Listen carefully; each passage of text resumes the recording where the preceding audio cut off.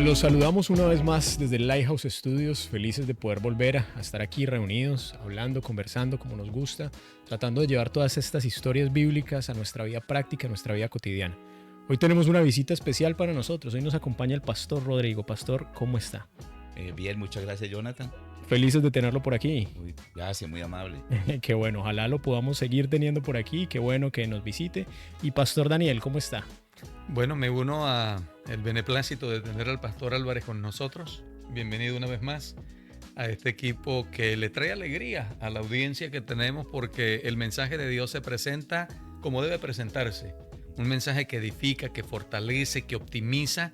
Y bueno, con todo eso que viene de parte de Dios, ponemos a un lado cualquier cosita que quiera impedir esa felicidad. Así que feliz, Jonathan, de estar acá. Qué bueno, en un momento especial, porque estamos cerrando estudio, ¿no? Por supuesto, estamos terminando un tema que nos ha acompañado ya hace un tiempo, del cual hemos sacado historias y experiencias buenísimas. Así que cerrémoslo como se debe, y es estudiando y aprendiendo la conclusión que esta historia tiene para nosotros. Para eso, siempre nos gusta mantener esta conversación muy práctica, muy a nuestra vida personal, y siempre empezamos también con un pequeño versículo que nos pone en contexto.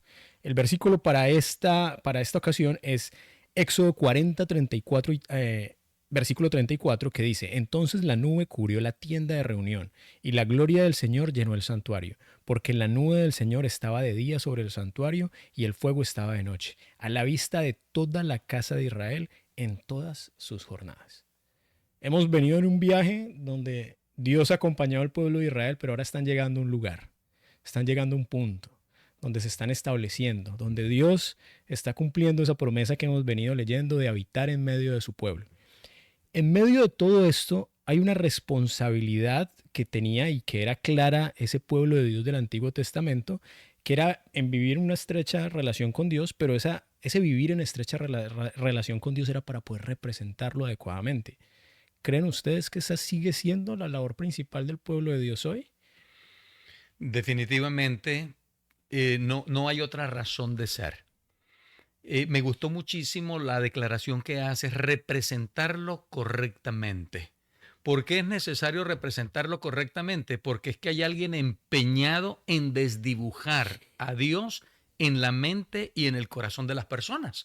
Por eso es que hay tantas personas que hacen señalamientos de Dios sin tener una base ni ninguna experiencia con Él, simplemente porque existe una mente maquiavélica que se ha encargado de dibujar la esencia de Dios. Dios es amor, Satanás lo quiere presentar como lo peor que existe, que es un látigo, que es un verdugo, que no ama, que es injusto, que pone normas, que el ser humano, etcétera, etcétera, etcétera. Cuando vemos, por ejemplo, Pastor Álvarez, a Dios visitando a sus hijos, Adán y Eva, que estaban llenos de pánico. ¿Por qué razón? Se habían equivocado. Así lo reconocían. Pero ¿quién dio el paso para reconciliar relación? Fue Dios. ¿Dónde estás? ¿Dónde estás? Dios insistiendo. ¿Dónde estás? Dios, mire, yo no sé cuántas veces le hubiese tenido Dios que decir a Adán y a Eva, ¿dónde estás? Y esa palabra que ellos estaban escuchando, yo estoy seguro que eran palabras que estaban sazonadas con lágrimas. Seguro había tristeza ahí. Porque Dios sabía lo que estaba pasando. Ellos estaban horrorizados, pero Dios venía a tender puente de reconciliación y a cubrir con su bondad y su misericordia a esa hermosa pareja por causa del desatino, ¿no? Sí. Y representar correctamente a Dios en este tiempo, creo que es un privilegio que nosotros tenemos. Más que un pesado deber, creo que es un privilegio. Porque cómo no hablar bien del gran amigo que tenemos, lo que veníamos hablando en el segmento pasado. Correcto, correcto. Y ese temor que dice allí que tuvieron ellos era un miedo, porque ellos pecaron. Y el pecado trae remordimiento, trae miedo. Y Dios no es un Dios que uno le debe tener miedo, como un papá o una mamá. Los hijos no deben de tenerle miedo, sino respeto. Entonces, Ese temor fue miedo que ellos sintieron. Y eso de haber quedado mal con Dios. Claro, y ese temor y ese miedo precisamente desfiguran y distorsionan la imagen que tenemos de Dios. Así es. Y empezamos nosotros tal vez como respuesta automática a estar en esa condición de pecado, alejarnos y a creer que no nos va a recibir. Pero precisamente toda esta historia del tabernáculo nos va a mostrar un plan perfecto que Dios estaba poniendo en marcha para poder precisamente reconciliarnos con Él. Amén. Empezando porque se recalcó la importancia de algo que venimos también estudiando hace mucho tiempo. Y es que hay algo que Dios lo puso desde el inicio, el sábado. ¿Y desde cuándo se remonta esto del sábado? ¿Será que es un tema nuevo que apareció por ahí en el monte Sinaí cuando se dieron los 10 mandamientos? ¿O será que esto venía desde antes? Tomando la historia inmediata, ya Israel, antes de que recibiera el decálogo, guardaba el sábado. Porque en Éxodo 16, que fue un tópico que estudiamos y compartimos con la audiencia, el Señor activó la panadería divina, perdone que yo use esa frase, ¿está bien?, para alimentar a su pueblo por 40 años en el desierto, pero esa panadería se cerraba el día de preparación o viernes y no había pan el sábado. Se hacía la provisión el día anterior y el sábado era exclusivamente para intimar con Dios, para fortalecer la relación con Dios, para escuchar a Dios, para preguntarle a Dios, para caminar con Dios y todo lo bonito que podamos añadir. Pero no, tenemos que irnos incluso un poco más atrás y nos vamos al mismo origen del ser humano y del planeta Tierra. Ahí encontramos a Dios creando a Adán y Eva, que no eran colombianos, no eran venezolanos, no eran dominicanos, no eran judíos, no eran israelitas. Por lo tanto, estamos hablando de los primeros habitantes del planeta Tierra cuando no estaba dividido este pedazo amado de tierra en fronteras. Y Dios les entregó un regalo especial, el santo día de reposo. Y Dios lo reposó de paso, lo santifica y lo bendice. Sí. Y se lo entrega, Pastor Álvarez, como un regalo a la humanidad. Sí. Interesante, ¿no? Sí, y ya 2000 años después, que dice que aproximadamente el pueblo hebreo comenzó a surgir, 2000 años después, Dios dice, acuérdate, porque le había dicho, como usted lo dice, pastor, desde el principio. Entonces le dice, acuérdate, o sea, no se te olvide, ¿no? Y en este tomo, estamos en el capítulo 35 de Éxodo, y traje para mostrarles del Antiguo Testamento. Usted vino armado, pastor. Interlineal, del hebreo. Entonces miremos lo que dice aquí. Dice en Éxodo 35, del 35, dice, 6 días harás trabajo y en el día, el séptimo será para vosotros santo, sábado, de descanso para Jehová, ¿no? Para Jehová. Claro, claro. Aquí habla entonces de sábado. Sí. Es más, no dice porque sábado equivale al día de descanso, día de reposo, pero aquí en el hebreo dice sábado directamente, ¿no? Claro, y vea lo importante que es para Dios esto, que en el contexto de poner su casa, su habitación en medio del pueblo, lo primero que dice es, yo voy a hacer todos los arreglos, pero ojo, cuidadito que primero es lo primero. Y el sábado está apartado. Y no quiero a nadie distorsionando el objetivo de esto que yo les he dado, aún construyendo mi templo. Cualquiera hubiera podido pensar, pero si estamos dedicados a reconstruir el templo de Dios, vamos a trabajar también el sábado, es el templo de Dios, no es un negocio humano. Pero para Dios este tema es tan sagrado y ahora quiero que hablemos precisamente por qué. ¿Qué connotación tiene el sábado? ¿Qué es lo que Dios espera que pase entre el ser humano y Dios en un día sábado que quiere apartarlo de cualquier otra actividad, incluso la construcción de su templo? Si nos vamos a eso, el sábado, según el Antiguo Testamento, tenía 4 puntos importantes a resaltar. Sí. El primero es que Dios es el creador. Dios es el creador. Así es. El segundo, Dios es el Mesías y vendrá pronto. El tercero, la salvación es resultado de su gracia y el pueblo era precisamente un testimonio de eso. Y Dios es el juez que es el último juez de todas las personas y cada persona solamente tiene la opción de escoger si lo recibe o no en ejercicio de su plena libertad. Es que solamente la primera declaración que mencionas, Jonathan, da para quitarse el sombrero. Porque Dios es el creador de todo. Es más, lo grita desde el Génesis hasta el Apocalipsis y, por ejemplo, me suscribo al salmista. De Jehová es la tierra y su plenitud. Es el dueño, es el creador. Dice, el mundo y los que en él habitan. Para que no quepa la menor duda, en la obra maestra de la creación de Dios en el marco de la creación del planeta Tierra es el ser humano. Porque fuimos creados a su imagen y a su semejanza. vamos a sentirnos humildemente bienaventurados. ¿Por qué? Porque fuimos creados a imagen y semejanza de Dios. Ya con esto es como para quitarnos el sombrero y con profunda gratitud, wow, recordar ese día como un día especial porque nos permite estar en conexión con aquel que nos recuerda que es creador, sustentador y redentor ahora, porque le tocó la obra de la redención también por causa del pecado, y el sábado también da pincelazos bien elocuentes de lo que significa el Señor como redentor, porque lo necesitamos, y el sábado justamente da para eso. Sí. Entonces tenemos la ley de Dios, que es considerada la carta magna, ¿sí? Y dentro de esa carta magna, el cuarto mandamiento es el más largo. Y aquí es donde hemos visto en ese paquete completo, por decirlo así, del cuarto mandamiento de la ley de Dios.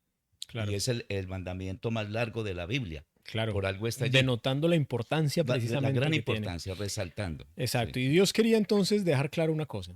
Tanto ese santuario que les voy a poner ahí para habitar con ustedes tiene que ver con mi presencia entre ustedes, pero también el sábado tiene que ver con mi presencia en sus vidas. Y por eso, ojo, que lo tenemos que respetar y lo tenemos que seguir separando especialmente. Ahora describimos el símbolo. Ahora había que ejecutar una tarea. Y la tarea era precisamente construir un templo. ¿Qué tantos recursos ustedes se imaginan que se necesitaban para construir ese templo? Estamos hablando de un templo que era reflejo de algo que Dios le había dado a Moisés. El modelo del modelo del cielo, templo sí, celestial. señor. ¿Qué tanto creen ustedes que se necesitaba? Una obra compleja, era una obra que requería una capacidad y un talento para resaltar, y no solamente eso, los materiales tenían que ser de primerísima calidad. No podía ser nada menos que eso. Pero ¿cómo hizo Dios provisión de eso? ¿Qué nos dice la historia acerca de la provisión que hizo Dios de esto? A Dios nada lo sorprende. Gracias Dios porque eres Dios, a Él nada lo sorprende. Bueno, el Señor le dijo a los hebreos, cobren el salario que por 400 años no le ha pagado esta gente. Y entonces los hijos de Israel hicieron una solicitud a los egipcios que estuvieron dispuestos a entregarle, perdonen la exageración, hasta los zapatos, porque este Egipto quedó devastado por causa de Israel entre nosotros, etcétera, y les dieron, el pueblo salió con mucho dinero, con muchos recursos, con muchos materiales preciosos, con mucha tela fina, etcétera, etcétera, etcétera.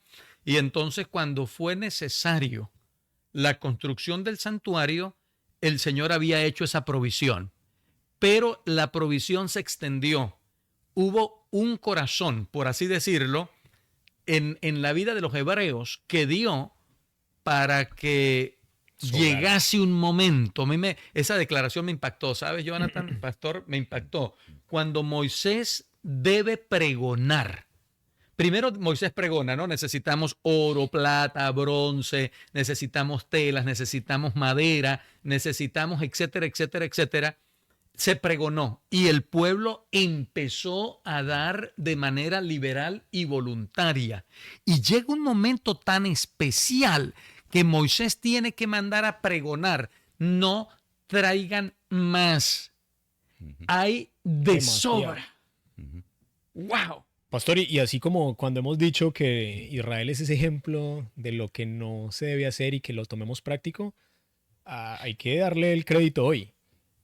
Israel en este momento nos está dando un ejemplo de gratitud absoluta, porque vean que todo eso que tenían lo pusieron inmediatamente a disposición de Dios. No se guardaron absolutamente nada. Sí. Dijeron, esto me lo dio Dios y esto le pertenece a Dios. Sí. E inmediatamente se puso eso en marcha. Pero Pastor Rodrigo, ¿solamente proveyó Dios lo material o hizo para alguna otra provisión?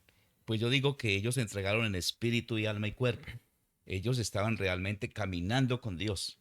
Correcto. Y de ahí, de esa generosidad salió de ellos, porque ellos tenían una relación continua con Dios. Así es. Ellos no lo entregaron solamente por obedecer una orden así sencillamente. Nadie entrega con ese corazón solamente. Entonces, por eso obedecer venía una de orden. Dios. Sí. Venía de Dios porque inicialmente este diseño venía del diseñador, que era Dios, que fue el que mandó a construir su templo, ¿no? Claro, claro. Y vea que Dios no solamente dotó de los materiales, claro, no solamente proveyó, sino que capacitó intelectualmente, porque escogió unos artesanos y dijo, por medio de mi espíritu los voy a dotar para que la obra que ellos hagan sea una obra digna del proyecto que estamos emprendiendo. Cuando se reflexiona en ese episodio, Jonathan, Pastor Álvarez, a mí me llama poderosamente la atención que Dios sigue reafirmando que el Espíritu de Dios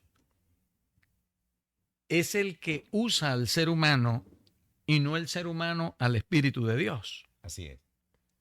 El Señor dotó con su Espíritu y fue el Espíritu de Dios el que habilitó a Bezaleel y a Oliab para que entonces desarrollaran los dones de artistas, de artífices, no sé, de trabajar con oro, con piedras preciosas y todo lo que era necesario para la edificación y construcción del santuario. Y esa gente no se guardó. Esa gente no le puso precio a su trabajo. Es que tenía que ver, era con la casa de Dios, no era con la casa del vecino. Sí. No es que alguien buscó un albañil para que yo le hiciera un trabajo, es que estábamos hablando de la casa de Dios. Y cuando se trata de la casa de Dios, ahí todos debemos poner nuestras manos, nuestros recursos, nuestra influencia, porque es la casa del Señor y estamos respondiendo en la medida de la bendición que reconocemos Dios nos ha dado. Sí. Yo quisiera mencionar una cosita antes de que el pastor Álvarez tome la palabra. Y el Señor, por ejemplo, en este tiempo a nosotros nos hace una invitación: devolver el diezmo y dar ofrenda, guardar el sábado. Si nosotros no lo hacemos con el criterio espiritual de la razón por la que existe, pudiese terminar siendo una costumbre y pudiese cualquiera de nosotros ser un buen diezmante y un buen dador de ofrenda, pero no con la relevancia que se espera. Yo no quisiera ser Jonathan pedante, pero un cortico testimonio puede ser útil, ¿verdad? Cuando nosotros con la familia preparamos el sobre, lo reconocemos como un acto de adoración a Dios, porque en ese sobre va nuestra confianza en que hemos de obrar como Dios lo ha pedido.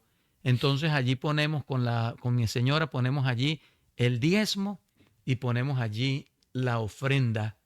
Y antes de llevarlo a la iglesia, glorificamos al Señor por sus bondades y por tan bueno que ha sido con nosotros, y de lo recibido de tu mano, Señor, te damos.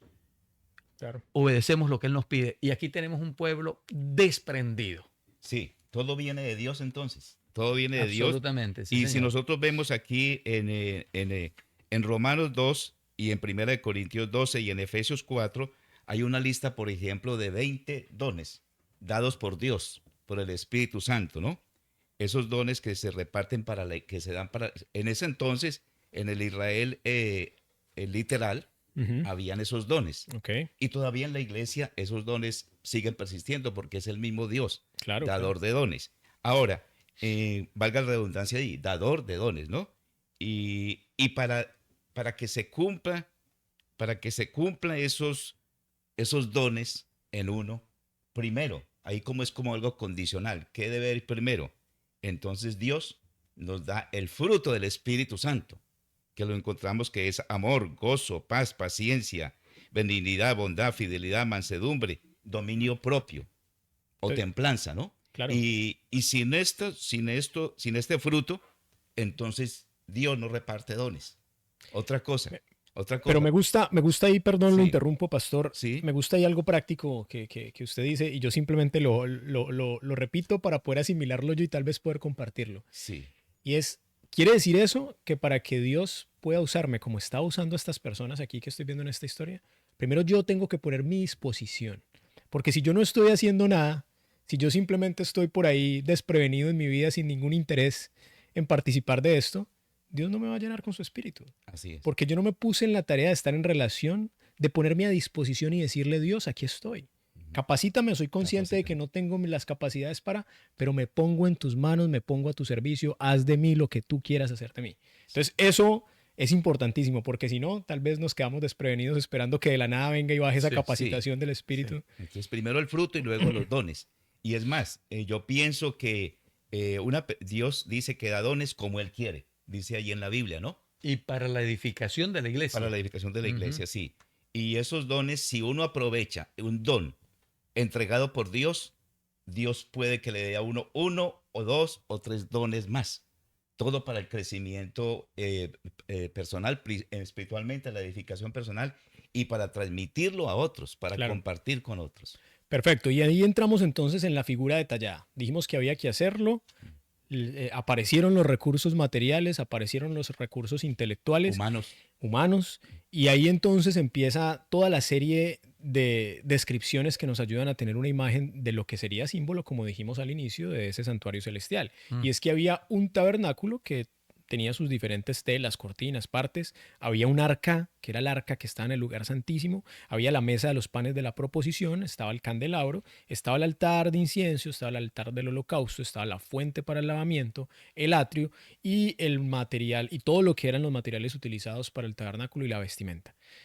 Detalladísimo. Esto fue una lista que no era instrucciones generales. ¿Ustedes creen que Dios es un Dios que se fija en esos detalles o no? Detallista. Supremamente detallista, ¿no? Hay un versículo, perdón, en la Biblia que dice, Dios está sobre todos, en todos y para todos. Y en todo está Dios.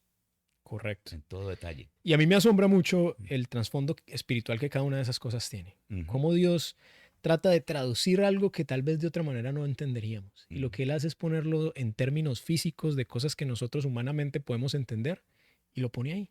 Lo pone ahí para que nosotros podamos tener un pasito a pasito de ese plan de salvación. Alguna vez conversaba con mi hermano que el santuario es como el pentágono del universo. El centro de inteligencia donde se está elaborando la misión de rescate más compleja que el universo ha visto. Amén. Y es el rescate de este mundo. Y precisamente el santuario es el lugar donde se está llevando a cabo el paso a paso y esas instrucciones vienen directamente de allá. Sí, si eso es así, podemos decir entonces también nosotros que las ceremonias que se vivían ahí eran importantes. ¿Cuáles eran esas ceremonias? ¿Cuáles eran los rituales acostumbrados que tenía el tabernáculo? Habían dos que se mencionan y son supremamente relevantes, y era lo que conocemos como el continuo. Era un asunto que sucedía cada día, ¿verdad? Sí. Era el servicio diario del santuario, en la mañana, en la tarde. Expiación. Y luego venía una vez anual. al año la expiación. El día de la expiación. Ese se celebraba solamente una vez por año en el mes de Abid o Nisan, según el nombre del calendario hebreo, que para nosotros vendría siendo marzo o abril.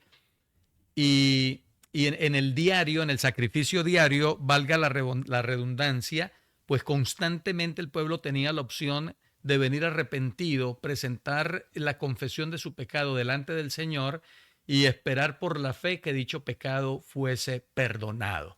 Y la gran fiesta del día de la expiación era justamente donde no solamente el pecado confesado por la fe se veía perdonado, sino que se materializaba el perdón del mismo, ¿no? Y desaparecía completamente de la mente, del corazón, de los registros, de cualquier lugar donde pudiese estar.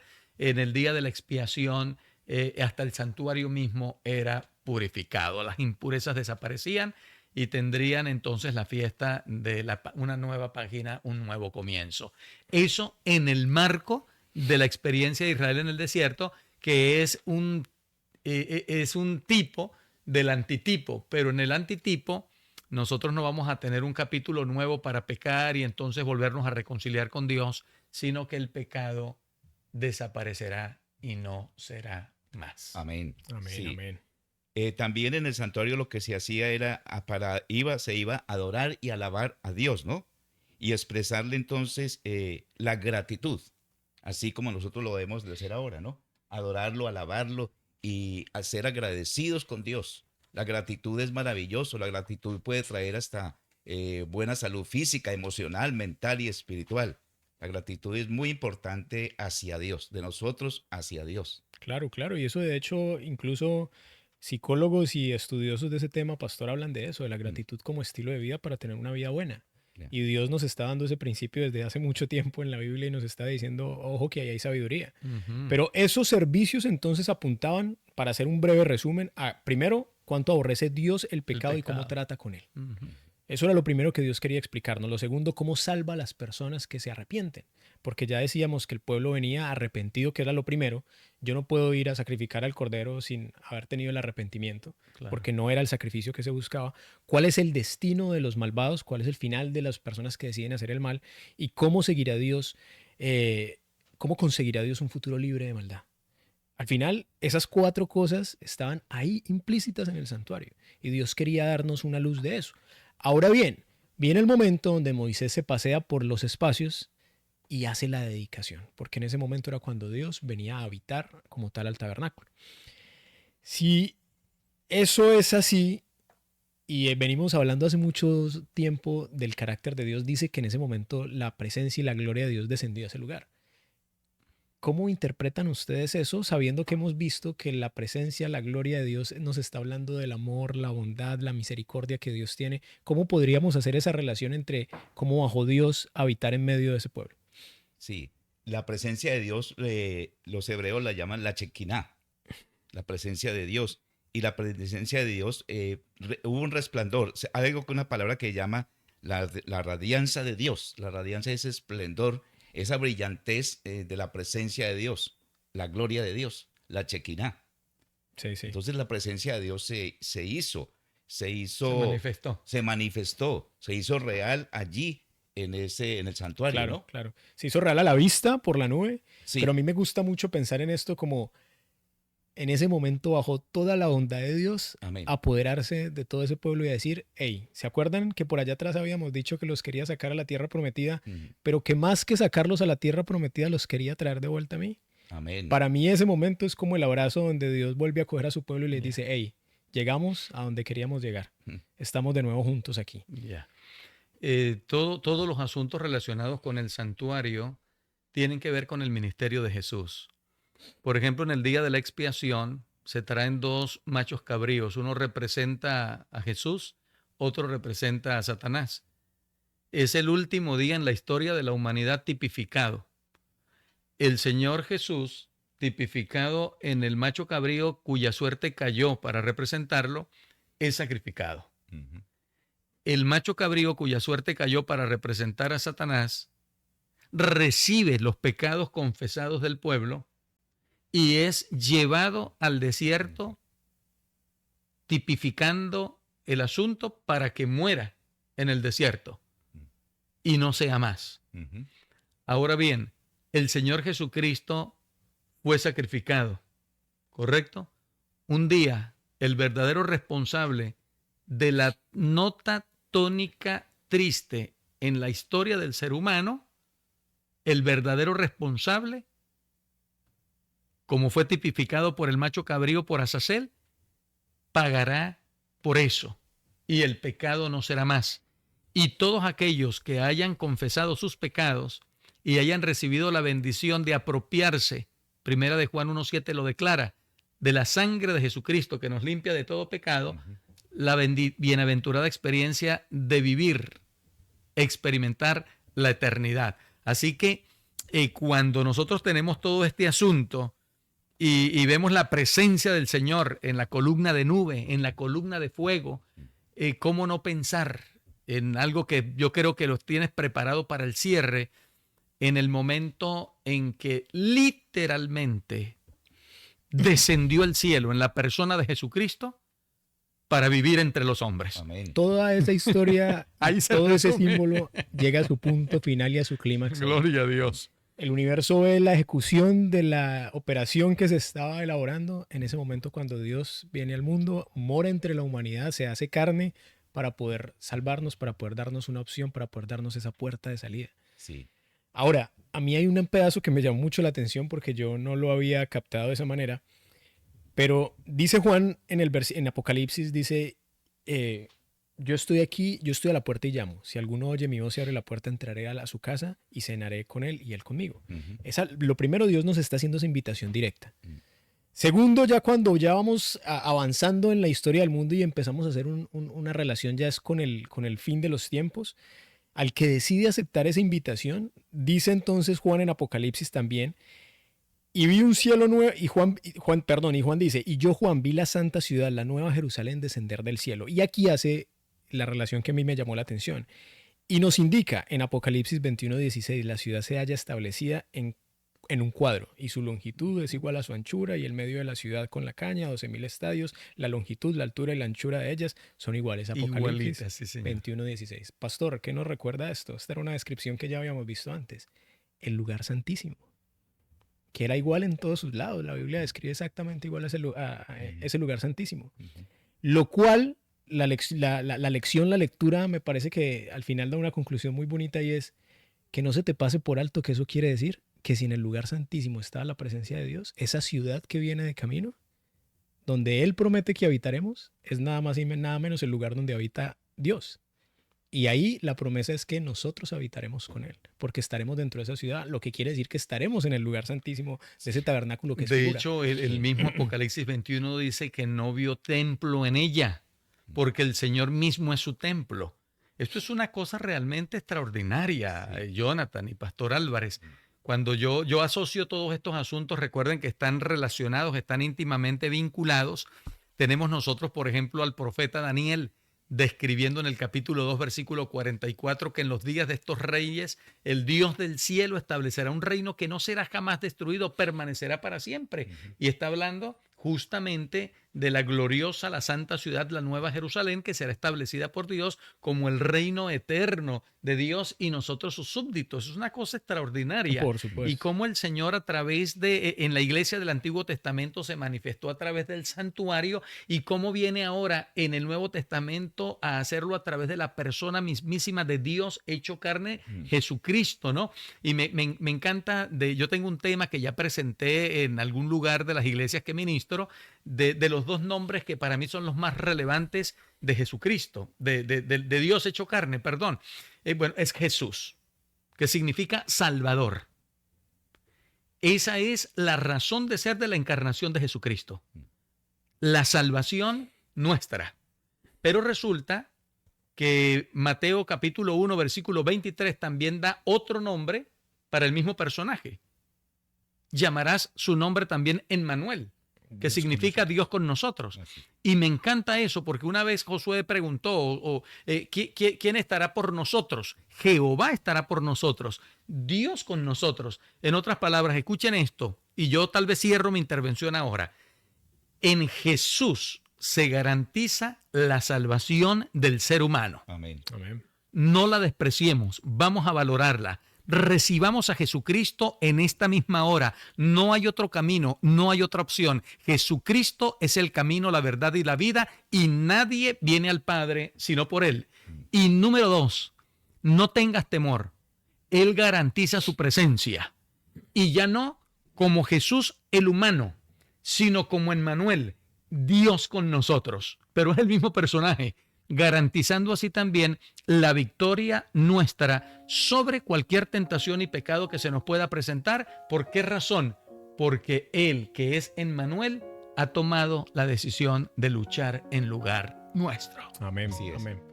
Pastor, a nosotros nos gusta siempre terminar, ya el pastor nos dio su conclusión práctica, pero nos gusta siempre terminar con algo práctico, que podamos aplicar en la semana, que podamos empezar a vivir pronto.